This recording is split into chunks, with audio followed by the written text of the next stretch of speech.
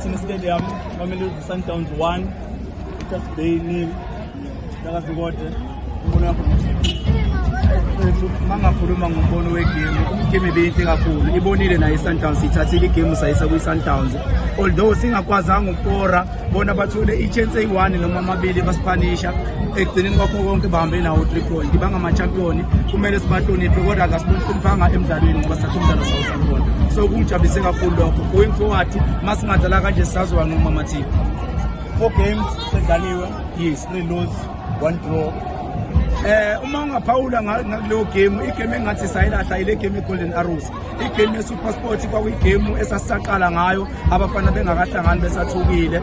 Bese kuzoba igame le esigcine ukuyidlala yamaZulu, okuyigame esayidlala kahle kakhulu. iArrows yona game engathi sayilahla ngoba iArrows homkhaya bethu hlezi ku 50-50, kodwa manje kugcineni sagcina sidliwe. Kodwa ngiyathemba kulokhu ukuthi uma bezodlala kanje kukhona into abazosinikeza yona in terms of amagoli, ngoba ubonile ma ukubusisa umdlalo namhlanje suthathe sawusa kwiSundowns ekugcineni kwakho konke, kodwa ke ihambe nawo amaphuzu agcwele bangama-champions, kodwa ngelinye ilanga abusika singangapho. Out of 10 performance ye-Richards Bay unika ba? Mina beside ukuthi sidliliwe ngithi 8 out of 10 ngoba sathi umdlalo sawusa kwi-Sundowns. In terms of umdlali ombone ngconwana i-Richards Bay namhlanje, ngizothi bonke nje bakunikeze i-performance e-equal ngoba ngene umfana kaMthembu naye wanginikeza into enginikeza uBhansi, enginikeza lo mfana lo ufana kaMathebula noma defensive wise umbonile nomfana lo kwamcineka udlale kahle kakhulu benodube. Kube ukuthi ke yikho egcineni kwakho bathole lolo thuba basiphanisha sahlulwa kanjalo mfowethu. Okay, Sundwana out. Limele out of injury. Yes, hoping for a different change phambili going to igame eSikhukhune. Iyabona nje iSikhukhune mangabe kuukuthi sofike siqhubeke nawo la besigcine khona.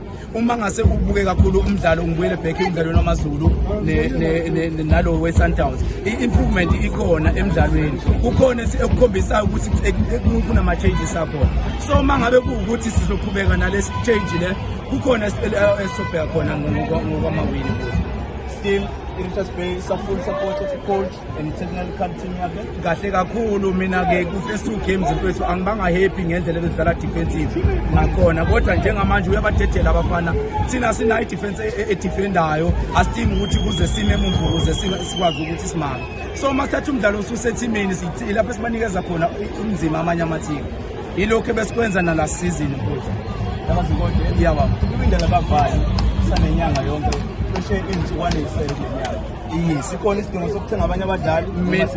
Mina manga kuthiwa singathola istriker sibe yi-1 mfowethu, ngokwamadlali akukho lapha engikhalaza khona kakhulu. Njengamanje masingasola nje istriker esodwa esolekele uhlonga nalofana kaMbuthuma yonke into izobe right.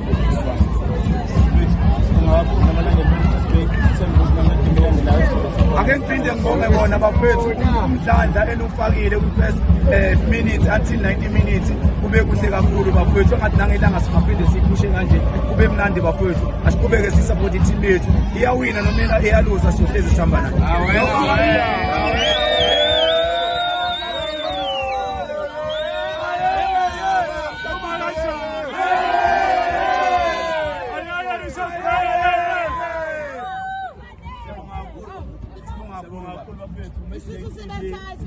Nizosithola kuFacebook naku-YouTube sikhona. Sibona nje ilogo ikanje.